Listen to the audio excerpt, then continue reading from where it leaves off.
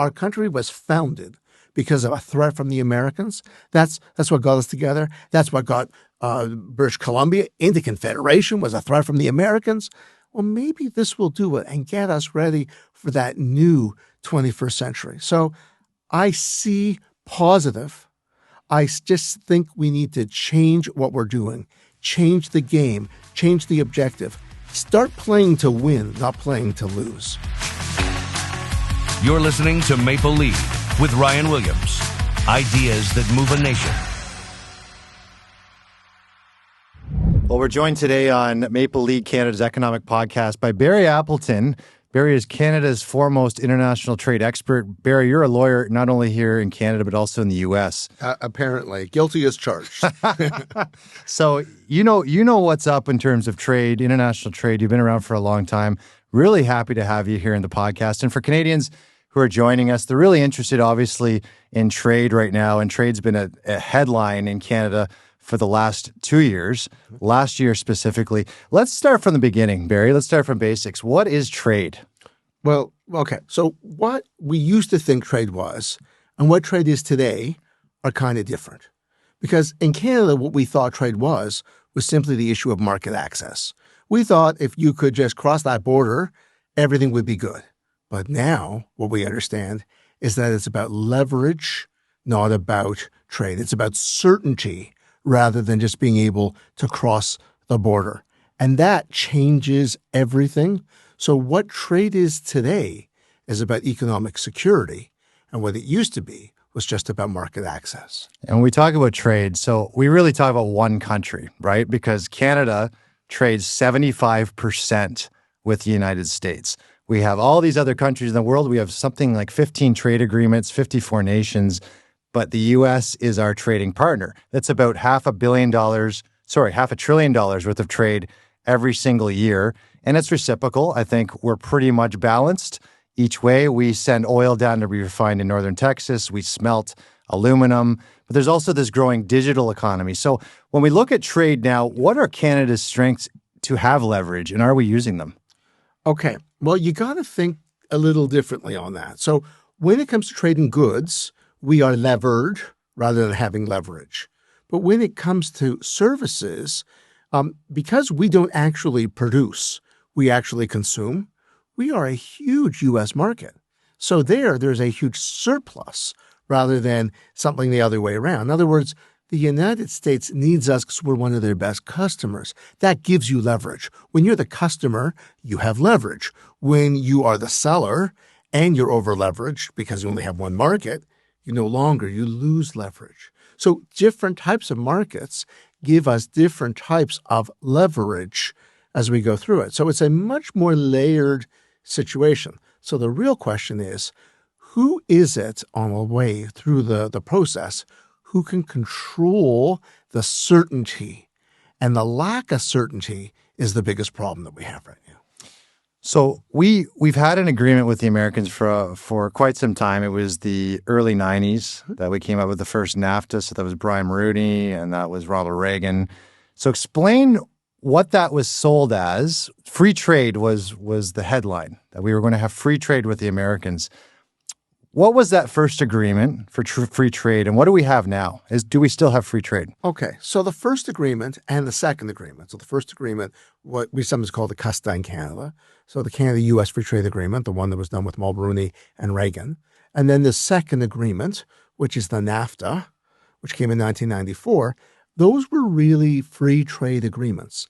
They were principle-based agreements that were focused foundationally on giving access for goods, for services, for labor to some extent, and especially for capital.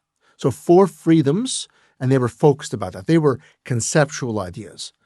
Then we started hitting the CUSMA. The CUSMA is a different type of agreement because it wasn't about furthering the integration or the discussion or the benefits on both sides. It was more about the U.S. using some leverage to be able to get some changes. And in the CUSMA, they negotiated new provisions that required ongoing reviews, ongoing leverage exertion from the U.S. And that changed everything. So what we have now is not a free trade agreement, but an understanding. What we had before was a free trade agreement. So the CUSMA was an attempt to save what we could. The ship was going down. We were throwing everything off the sides of the ship, trying to keep everything afloat. And we didn't read very carefully some of the provisions that were in the CUSMA in our desire to make sure that the ship didn't go down. And now that's coming back to bite us. So the first generation of trade in NAFTA, there was opposition at the time. What was the opposition to free trade? Well, the opposition was that we were going to be too tied to the Americans, that we should be trading all over the world, and maybe it would be bad. Canada always had this over-reliance. First, we had it with Mother England, and we had tremendous trade with the UK. Then we started shifting that, and we took that same concept of dependency with the Americans. So the Americans replaced the Brits in terms of who was going to be our predominant trading partner. And by the time we find ourselves today, just before all of these misunderstandings, we'll call them, over the last year, we were about 75% of all of our markets went to the U.S. because all we cared about was access to the U.S. And when you have access to the U.S., it's fine as long as they like you, as long as they give you permission. But the minute they can use their leverage, that no longer worked. And that's our problem from the CUSMA. The CUSMA didn't give us the tools or the ability, or we didn't give ourselves that. I don't want to blame it on the CUSMA. I don't want to blame it on the Americans. We're an independent country. I blame it on us. It was easy to just go across that border. That border runs so close to most of the population of Canada. And so we had a lower dollar. We had an easy access to the market. It was close. And we just kept selling. But that wasn't the smart move. Everybody knows you have to balance your portfolio. You got to balance your RSP if you don't want to get in trouble later. We didn't do that. We just kept running and running and running because it looked good until all of a sudden it didn't. That's the problem that we've got today. So the problem has never been free trade. It was that we were dependent on one nation. And the one stat I know is that 75% of our trade is with the Americans, but the Americans only do 30% with Canada. So when you look at that kind of economic prowess and that leverage, as you put it, that puts us in a precarious position if they wanted to pull their cards and pull their chips and call their debts. They have the ability of switching sources. We don't. When you have one customer with so much of your business, you've got to be awfully nice to that customer. And everything's good. Well, everything, if the relations are great, everything's fine. But you now find yourself in a series of dependence. And what the CUSMA had in it was a clause for reviews. And the review clauses were about the exertion of leverage. Because what we didn't realize is that market access wasn't enough. We needed market certainty. In Canada, we thought access was certainty, but it's not. And that's what we've been paying the price this year, and we'll be paying the price next year. And the Americans want a big price for certainty, and it may be something that we're not prepared to pay. And the real question is that price goes up. It's like surge pricing. It's like an Uber or Taylor Swift tickets, right? That's what we find ourselves in, that new environment. We've got to figure out a better way to be able to deal with it. And again, the problems are as much from what we've done as what the Americans have done. It's not that the Americans did really bad stuff to us, which they did, okay? And I'm not just talking about the hockey games at the Olympics. I'm talking, or the memes, okay? I am talking about we weren't prepared because we didn't put our head in the right game. We've been playing the wrong game. And when you play the wrong game, you lose. And we are still playing that wrong game because we want to be liked. And that's not what this is about. This is about transaction. So this is going to come to your point, transactional. I think there was also one line that I've heard that, it wasn't that Canada was the 51st state. We were actually called out for acting like it. We had too much of our cards with the Americans. We weren't leveraging our assets across the world. We, like I've said in the beginning, we're refining, we're drilling oil in Canada, but refining it in the U.S. We're not refining it ourselves. We are smelting aluminum in northern Quebec, but we're rolling it in the U.S. The digital economy, which I want to get into later, is now way over $200 billion a year, or it's over $300 billion. And the fact that the Americans and those monopolies in the American companies own the majority of that economy. So the NVIDIAs, the Microsofts, the Googles, all these big monopolists are dominating that economy, which is the fastest growing sector of the intangible economy. So it is all American. So let's bring it to present day. Now we have, a new prime minister, Prime Minister Carney. You now have Donald Trump. So let's talk about the State of the Union he gave last night, the Supreme Court ruling that came down. We know that what's dominated headlines the last little while. I'm going to maybe back it up real quick. We'll start with this. What are tariffs? Are tariffs effective? And what's actually happening with the American tariffs when it comes to what the president wants to do, what he did under the Emergency Powers Act, what the Supreme Court's saying, and what Canada should be doing with these tariffs going forward? Okay, let me try to unpack this and make it as simple as possible. Okay, number one, tariffs are basically a tax. Every time the President of the United States says foreign countries are paying the tariffs, he's giving you a little naughty little white lie. Okay, tariffs are paid by either the businesses that are importing or the customers. It's going to be one or the other. It's either going to affect the bottom line of those companies, or it's going to affect by having increasing prices and affordability. But it's Americans that pay, but it affects who gets access to the market. So what tariffs can do is if you have an inefficient industry, like U.S. steel has been quite inefficient, it can make that inefficiency look less inefficient. And when you put a huge tariff on, it can all of a sudden make a very inefficient industry, like U.S. steel, much more lucrative. And that's exactly what happened here. So our problem is this. The U.S. Supreme Court issued a decision last week. That decision said that the International Economic Emergencies Powers Act, IEPA, was not a lawful basis for the imposition of tariffs. And to back that up, what was he using, the president, in terms of those powers? Was it the fentanyl only? Well, no, the president started by saying that there was fentanyl from Canada because he just needed an emergency. He didn't need to be right. He just needed to be able to issue something under the National Emergencies Act. So he issues an order under the National Emergencies Act. There's no review until you get to the Supreme Court. So whether you're right or whether you're wrong, he had a year to be able to get traction, to get things together. But this is what's important, because in Canada, we were so excited that the Supreme Court struck down the law. And by the way, as an international lawyer and as a professor, I'm excited that the rule of law worked. Okay? That's really good. But as a Canadian, that doesn't do anything for us. And the reason it didn't do anything for us is that they struck down one lever in the leverage. Okay? It's like they took away a sniper's rifle, but they left the president with a tank and a bazooka. And so at the end of the day, the U.S. president has like a bat belt full of all these different powers, all these different gadgets and tools that he can use at any given time to subdue Canada. And not only does he have it, he actually is prepared to use it. He did it on Bombardier. He's done it on the digital sales tax. He's threatened us with the Gordie Howe Bridge. Like, this is a president who's prepared to use leverage every moment that he's got because he sees everything as transactional. And so our problem is that we see everything on the basis of whether it's fair, whether it's nice, whether it's morally righteous. We want to go and preach to the congregation, like in Davos. And that's really nice, except it didn't help because the jury, the thing that counts, is actually the U.S. president. And all it did is get him angry. He got pissed. And let me tell you something. If you got one client and you're heavily leveraged, don't piss off the client. That's the first rule. Okay? And so our problem is that we think it's about market access and we think it's about these principles. We have sentiment. Okay? Got to get that out of the way. It's not about sentiment.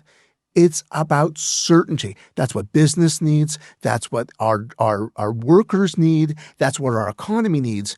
We are playing the wrong game. We got to wake up because we keep playing that same game. We keep saying, oh, yes, Supreme Court, that was wonderful. That was a good thing. We keep lauding the Prime Minister's speech out in Davos. What we need to do is understand what the Americans want and then figure out a way that we can change the leverage game. So two parts to that. One, so elbows up is not the correct strategy when it comes to dealing with a power that has more leverage than we do. But I think more importantly, let's put it this way. There was a nation that was threatened, especially in the first term of Donald J. Trump, and that was Mexico. And the threat was a wall. We're going to put a wall. We're going to put a wall in your nation. You have really bad people, and we're going to ensure that your nation is walled off from us.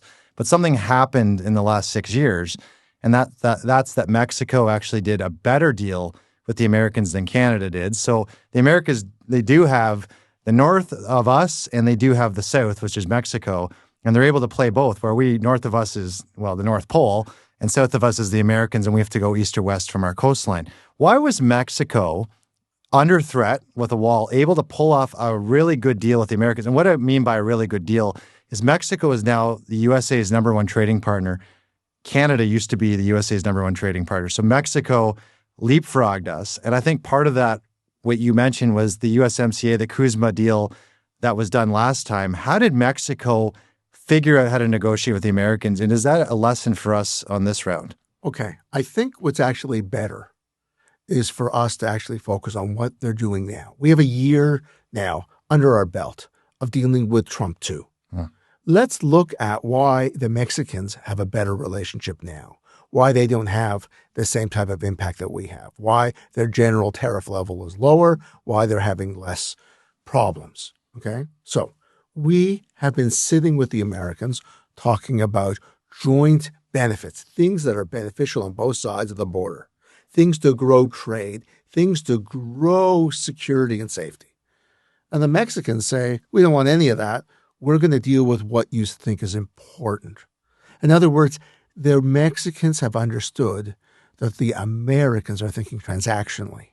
And rather than worry about who's right and who's wrong, which is very much what we deal with in Canada, because we think we're right and we're unhappy. That's what the elbows up's all about, right? Yes. Okay, well, that doesn't count. That's the wrong idea. Yes, it makes us feel better. And maybe, look, I'm not a politician. You understand the politics. Maybe that's good for politics. But it's not going to solve the problem for our auto workers in Windsor, or all those steel workers out in the Sioux, or all of those people in the softwood lumber sector across this country. They are still unemployed, and it's going to get worse. So what we need to do is actually learn something from the Mexicans. The Mexicans said, we don't care who's right or wrong. They just went to the back row of the theater, met with the Americans and said, okay, what's the deal? We'll make a deal.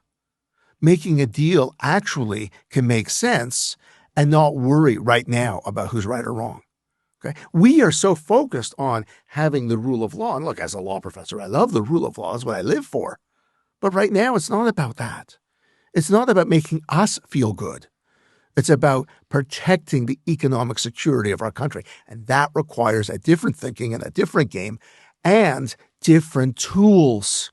And we haven't done any of those. And we're still not doing it because we're still playing the wrong game and we're still getting ourselves in trouble. And that's why the Americans can put more and more pressure on us. And that's why they're doing less and less on the Mexicans.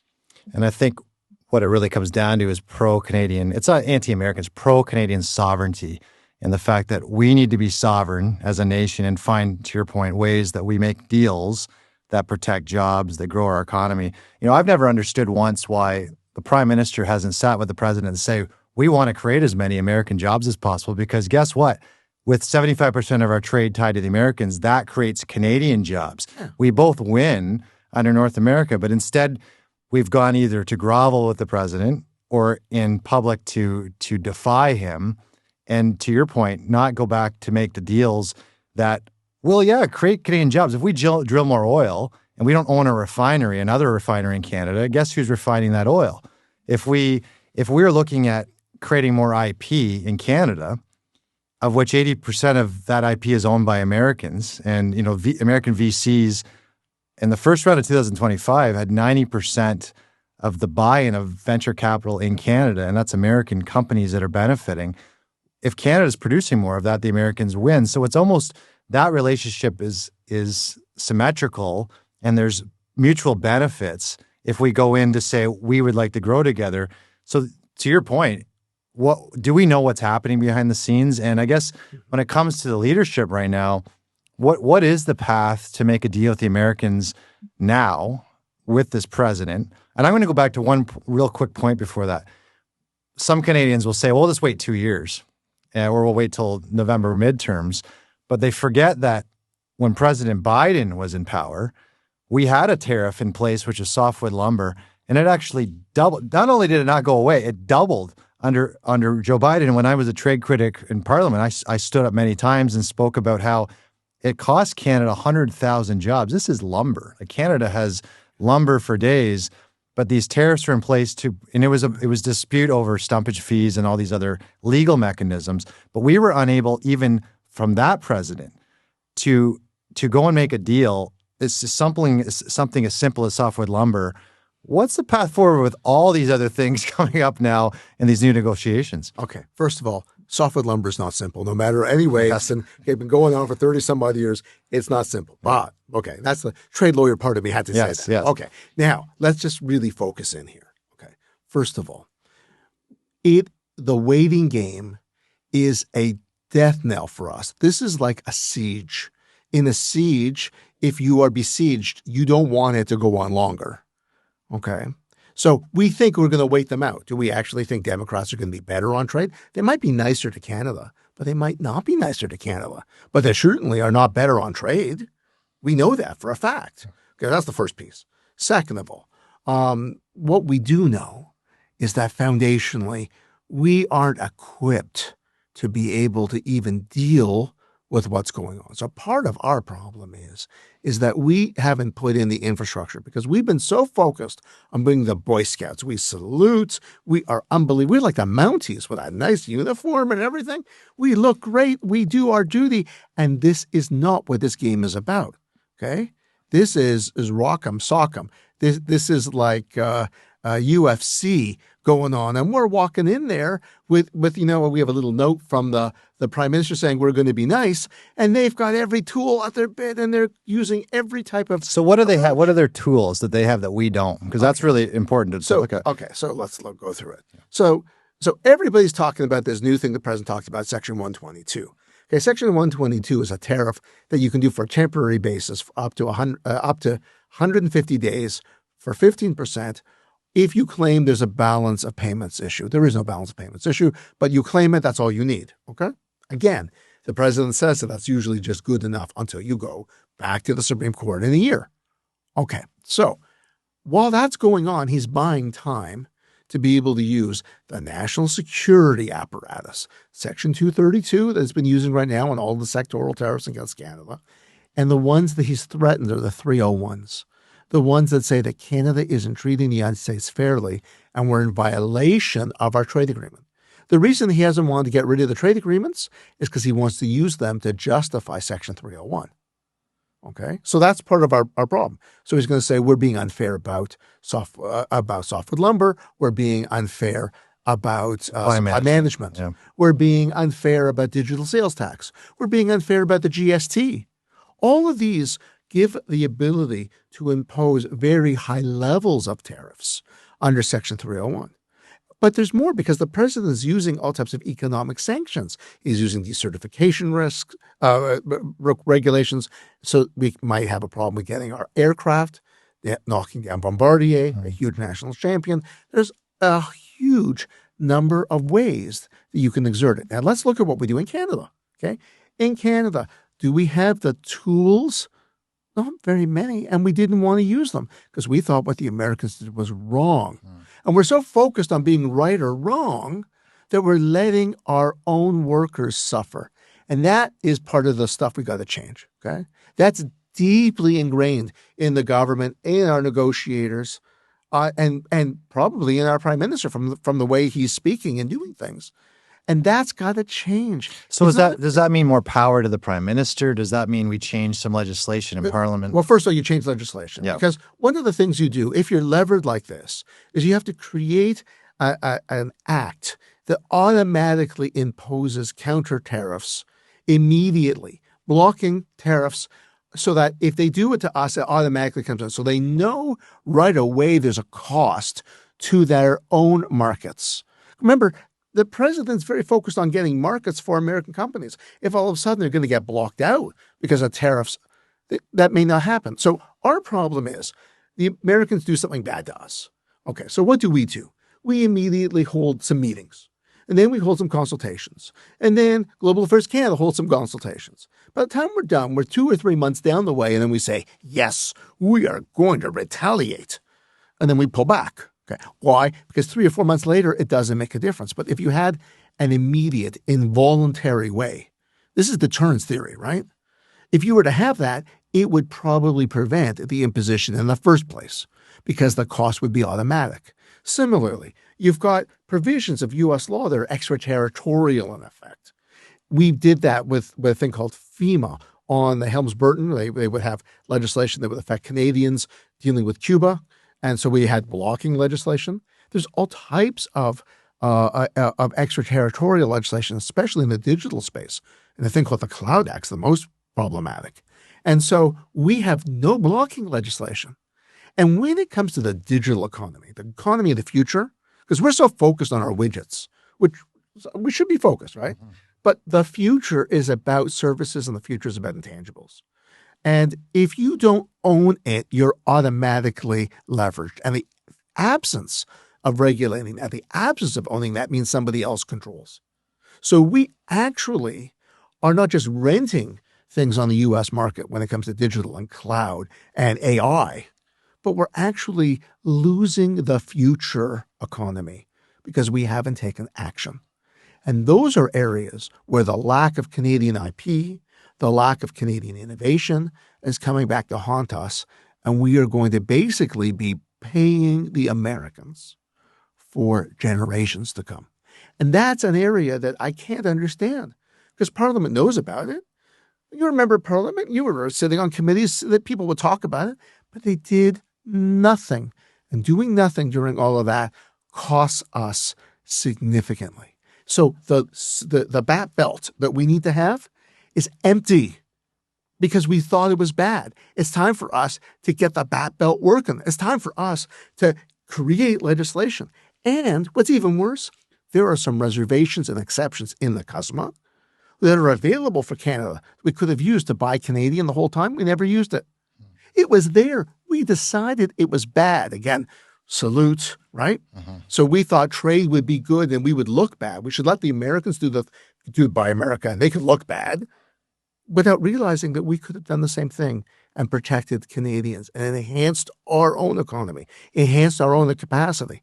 So what this has taught us is that we need to enhance our abilities. We need to enhance our capacity. So rather than saying this is the Americans' fault, which it is, of course, it's also Canada's fault too. Yeah. I think the legislation has to happen. And to your point, we're quick to talk, we're slow to act. I think all parties could come together with legislation that looks specifically on trade, that gives retribution abilities. The main one you've talked about, I want to get into it a little deeper, is the U.S. Cloud Act. So we have right now, data rules the world. When you're on your phone, when healthcare data, you're using any app, there's data that's collected on all of us. More concerning, it's on children. So Jim Basile and I spoke a lot about privacy and what's happened with the fact that we don't have this privacy legislation updated, and it's been many, many years now. But when it comes to the U.S. Cloud Act in the digital economy, so all of these American companies that are dominating right now, so everyone talks about NVIDIA and Google and Microsoft, they all have data. And the data sometimes is held in servers or data centers that are in Canada, right? Like in Toronto or Montreal.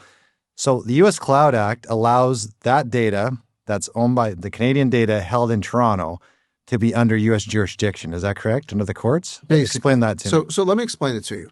Because we always thought that if data was in Canada, it would be exclusively under Canadian jurisdiction. But the Americans put together a new piece of legislation called the Cloud Act. And the Cloud Act, what it says is that if you have a U.S. company or a U.S. sub, or you connect through the U.S. in some way, or you have a minimum connection with the U.S., then the U.S. is able to regulate that data, take that data. And so let's just think about what that means. So Microsoft, Amazon, right? Okay, so Google, Meta, we all know they're American. Okay, so that's one step. But what happens when you have Canadian companies that just happen to have U.S. connections, like TELUS?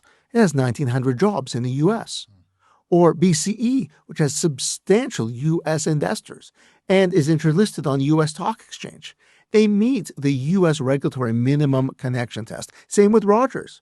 So all of a sudden, our telecom providers holding all our cloud data in Canada are subjected to U.S. regulation. But it gets worse. Why? Because Canada has decided it wants to engage in an executive agreement with the Americans to circumvent our existing, we have a thing called a mutual legal assistance treaty, MLAT. The MLAT requires a faster way that you can seek evidence in Canada, for example, for a U.S. court, but it still has to be reviewed by Canadian authorities and by Canadian courts. Now, in Canada, we have a privacy right under the Charter to data. In the U.S., they don't. In the U.S., when you give your data to a third party, you have a lower right, a lower expectation of privacy. Our courts have said, no, you have the same right. So therefore, your charter right is never going to be considered by a U.S. court. So if we were to actually carry out this executive agreement, the U.S. courts would never, ever weigh the Canadian charter rights. We lose our charter rights. We lose that over our privacy data. We lose it over our financial data. We lose it over our health data. And what does that mean for our children? I guess that's the key. This is everything you want, because it deals with facial recognition. It deals with your ability. It also deals with your ability to regulate. So you need to be able to have that capacity. So the question is, A, who the hell had this idea that it would be good to actually sign on and agree to this legislation through the executive agreement? Okay, that was not a good idea. 2, why aren't we putting blocking legislation to prevent that right now? Do we want to be surveilled? No. We need to protect that, and we need to ensure that. And that has to be a say in Parliament. That has to be a say by Canadian courts. I don't want any American court ruling on Canadian data. That can't be right. And then what happens when we have a different standard about child protection, or a different standard about how we want to regulate AI to ensure that shooters can't go and shoot children in our schools? And that's going to be different from the U.S. standard. And they're going to say, oh, you can't do that. That's going to be a violation of the trade agreement. That's our third piece. The trade agreement, actually, we agreed in the CUSMA to provisions that would not allow us to do that. And that was a serious mistake. And that's something we got to fix in this round now. We cannot allow that to continue. So legislation, obviously the digital economy and getting back our digital sovereignty, I think is key. And to your point, Parliament's not even talking about this right now. The AI minister has yet to reintroduce anything on AI as a whole. So then if it's in the agreement that the Americans and through the U.S. Cloud Act are already encroaching on our sovereignty, there's nothing we've presented to Ryan, counter that. They're there. An ostrich isn't going to help us. We've been ostriching, okay? Yeah. And they are profiting. Yeah. Look at the amount of advertising revenue just in the Canadian ad stack. Officially, it's about $14 billion. Actually, it's closer to $30 billion. We don't tax it. We don't deal with it. We don't regulate it. The closest thing we have is digital sales tax, and we got bullied out of that. Mm. So what's wrong with us? Again, I want to blame the Americans, but what's wrong with Canada?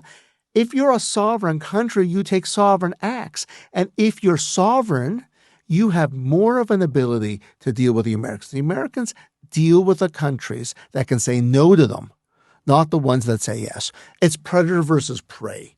Is Canada going to be prey, or is Canada going to be predator? Is Canada going to be able to have the agency to be able to say, no, we're not going to accept that, and to be able to stand by?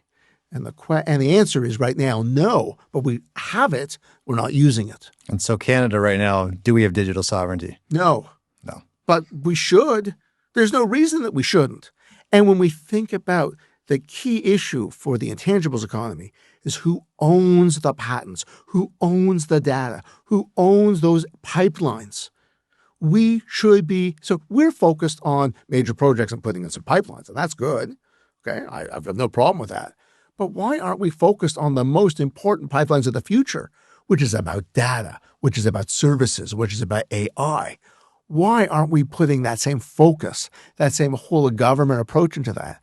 While we're sitting there talking about different things, very nice in our nice Canadian way, the Americans are kicking us in the ass.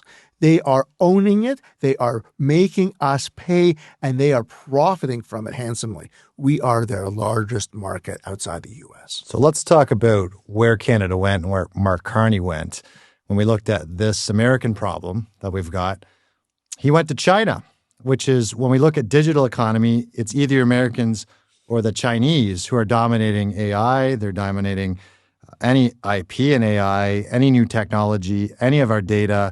You know, we know the past, what happened with Huawei, and Huawei was a big problem with surveillance, and they're state-owned. We know, we studied in committees in trade and in economic development and industry in Canada just how much the state-owned problem in China is. We knew the bigger problems in Canada with the two Michaels, with police surveillance, with state intervention from China and surveillance, etc. So tell me about this trade deal with China. There's a trade agreement that Mark Carney signed. Is this good, or is this really bad for Canada? Okay, so look, let's try to just split this up a little bit, okay? Because people get very confused about this. So number one, trade diversification is good for Canada, okay? Having more deals, having deeper relationships is a really good thing. Our problem is that if you want shade, planting a tree today is not the best approach. You really need to plant it 20 years ago, right? But if you didn't plant it 20 years ago, planting it today is the second best thing. It doesn't give you any shade, okay? So we should be diversifying. There's a world to diversify with. Fine. Okay. Our problem is we decided to pivot and diversify with a non-market economy. Now, non-market economy is a term of art in international trade, and it just happened to be in the CUSMA, in Article 3210. So the problem that we had is that we made a deal. We said that we were going to help our canola farmers who had been targeted by the Chinese and causing tremendous grief to them because they oversold to one market and didn't diversify, and their main market was in China, and they had been cut off. Okay. So we made a deal that we would take 49,000 Chinese EVs. Now, the problem about the Chinese EVs are, A, the Americans won't let them in at all. And they have concerns about the EVs, not only because they want to protect the EV market for themselves, but they are very worried about the technology and the privacy and the surveillance that goes in with Chinese EVs. So all of a sudden now Canada says, we're going to put right on your border 49,000 surveillance instruments sitting on the border that can come across at any time you like.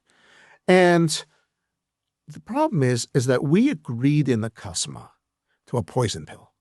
We agreed in the CUSMA to a provision that said that if we enter into any free trade arrangement with a non-market economy, the Americans have the right to pull the CUSMA.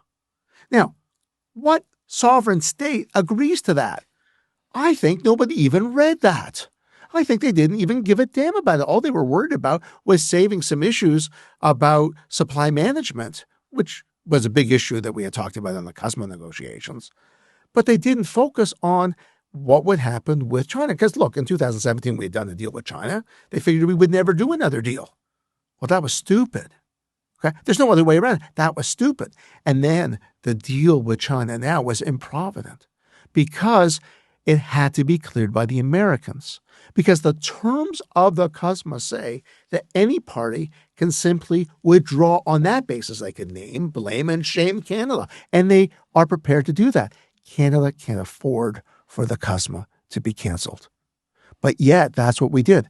The term free trade agreement in the CUSMA does not mean an agreement like the CUSMA. It means anything that deals with free trade issues. So you have a reduction of tariffs.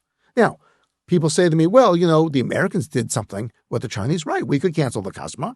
We're never going to cancel the CUSMA on the Americans, right? We're never going to do that. And they knew that. But that was the type of thing that A, we should never have put ourselves in that position. And B, was that really the smartest move when you think about the issue to link ourselves from one massive economy to another massive economy that had the impact of hurting our trade negotiation?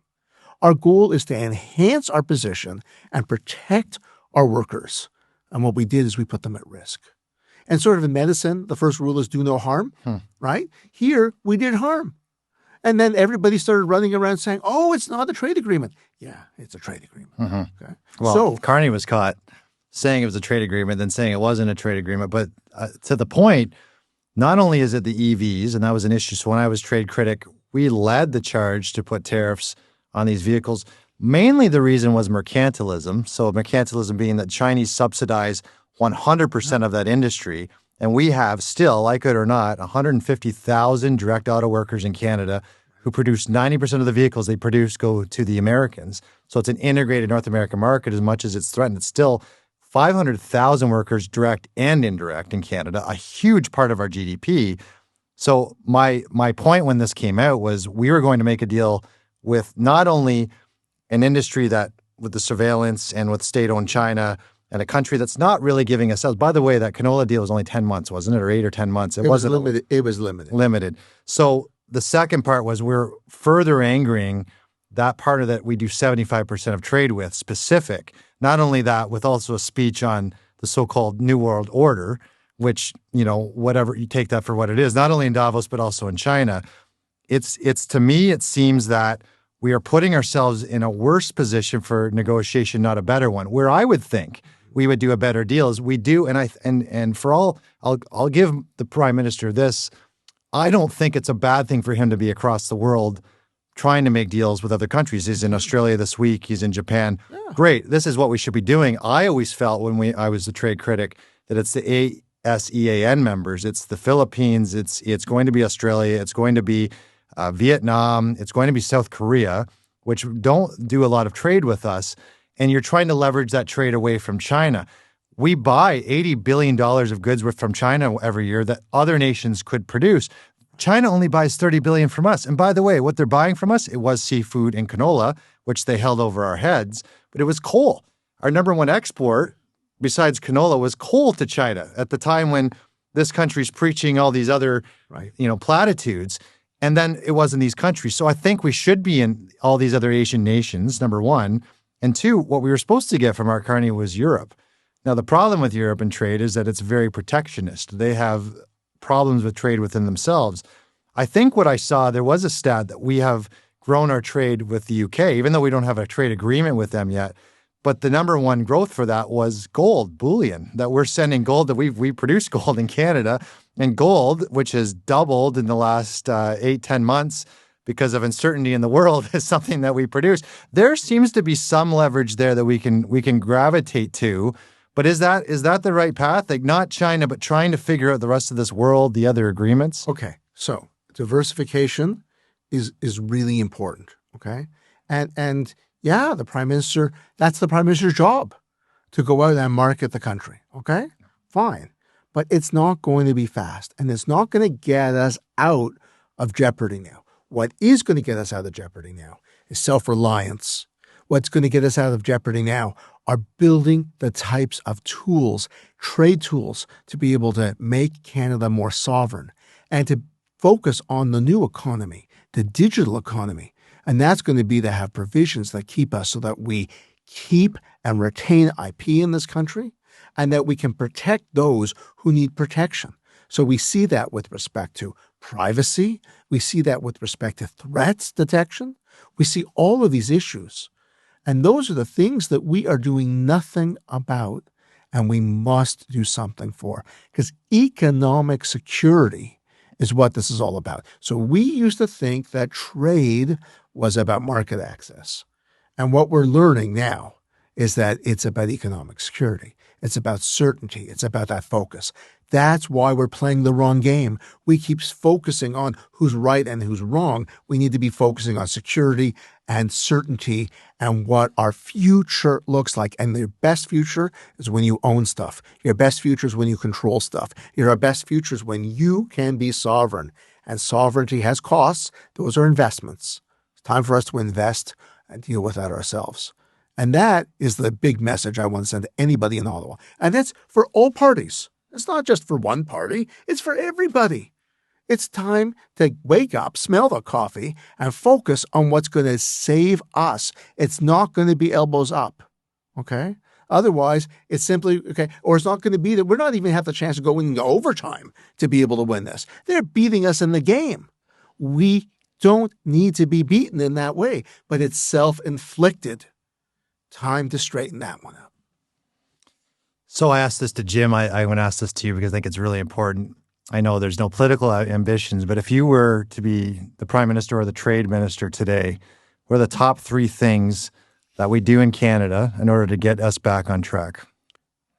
First thing I would do would be to create a sovereignty act. I would be focused directly on getting us the capacity and the tools inside to be able to deal with these challenges. And that's a whole of government type of operation, okay? We need to change our thinking. Second thing is that the Americans have these tremendous committees. We used to have them called SAGITs, strategic advisory groups, that were able to advise the government on trade and policy issues.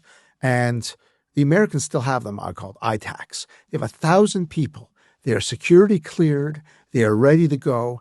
If you're going to negotiate something, you can go through the ITAC network, the negotiator in the room, and get an answer in real time in the negotiations. For us in Canada, we just committee everything to death. We have nobody like that. And the consultations that we do are not transparent to the public. The rest of the public don't know what goes on. We need to go back to that type of process so that we're organized, we're ready. We can use the power of data, the power of collaborative networks so that we can at least match the Americans with what's going on. Right now, we're walking and, it's like standing in front of a bulldozer with a rule book. Okay, so we're sitting there saying, oh, it's not nice. It's going to violate the WTO. I hate to break it. WTO doesn't work anymore. That's not going to do a thing. So you're sitting there, and meanwhile, you're getting flattened and scrunched. We can't let that happen. So that would be the second thing I would do. And the third thing, if I was the prime minister, I'd level with Canadians. I would just sit there. But the prime minister has a sense, I think, that we're in trouble. But I don't think he's sharing it with Canadians. He shared it with everybody in Davos, the elite. They got something. I think Canadians need to be leveled with. And I think that works for all the political leaders. And I think they should be sitting together to help us right now with this period of a national emergency, putting this together to try to solve this. Not elbows up, that's not going to do it, but working together, getting some legislation, getting some policy, figuring this out. That's the type of stuff that creates resiliency, creates value, and maybe we could start really focusing on competitiveness and innovation. The type of stuff that really sells in international markets. That's how we would succeed in Vietnam. That's how we would succeed in Latin America. That's how we're going to succeed in Europe, by having the products that people want. That's what makes real prosperity. And we're not focusing on that. We're not retaining the IP. We're letting other people take our ideas, patent it, and rent it back to us. Okay? That doesn't work. So we got to stop that. And we need to start focusing on things that are going to sell. So those would be my 3. We're in an interesting situation in this nation right now, and maybe it wouldn't have happened without Donald Trump in terms of looking within, really evaluating what it is to be Canadian and Canada and on this mass resource. Any other country on the planet would switch places with us in a heartbeat. Not only the location, but it's the resources we have. We should be the richest nation on the planet. We've got everything from gold and silver to potash to aluminum to oil to natural gas. We have natural gas on the East Coast we haven't even tapped, which they think could supply all of Eastern Europe. We haven't even had that discussion. So perhaps in some ways, this is making us look inside ourselves. But I think to your point, I think for Canadians and for Canada, I think we're finally having a discussion of what it actually means for us to become more sovereign, to be more Canadian. And maybe it took a couple gold medal games in hockey and to be trolled by the American president afterwards. And I feel that deeply as a Canadian. I know Canadians feel that. Maybe it's taken tariffs as a whole. Maybe it's taking a time when we really have to value what are we as a nation to really come to the next steps. And I really value your input on that, because I think a lot of times we make the simple complicated based on the political system we have, and probably perhaps based on just the enormous size of government that we have in Canada. So maybe I'll leave you with the last word. Obviously you are a lawyer in the U.S., but also in Canada. Tell me, what do you think in terms of nationhood and who we are as a nation? What could Canada be in terms of looking at all the rest of the rules across the world and looking at what Canada has in its possession and its capabilities? What can this nation be if we put the right steps forward? Well, first of all, it would be very easy for me, after all you've heard from me, to be pessimistic. But I'm actually optimistic. And in a way, I'm thankful for the moment to have let Canadians realize themselves what we could do. But now we need to be able to start doing that, right? Now we have critical minerals. The Ring of Fire alone puts us on the map. We have the ability to be part of significant national security, national sovereignty, focused international finance. The impact that we could do just with the new digital economy and stablecoin out of Canada, okay? Having independent judiciaries, having the rule of law that works. These are unbelievable benefits that this country has that we leave sitting there fallow. Think of what we could do. I see that opportunity. So I'm not lost. I'm not doom scrolling. It's so easy to be overwhelmed. But we need to start putting action to these thoughts. We need to start making ourselves self-reliant. We need to pick ourselves out of bed. We can't just sit there being depressed and eating cheesies. It's time to get up, or Joe Louis. We got to get up and do something. And if this is the benefit that we've received from all of this, then maybe that's a good thing. Our country was founded because of a threat from the Americans. That's what got us together. That's what got British Columbia into Confederation, was a threat from the Americans.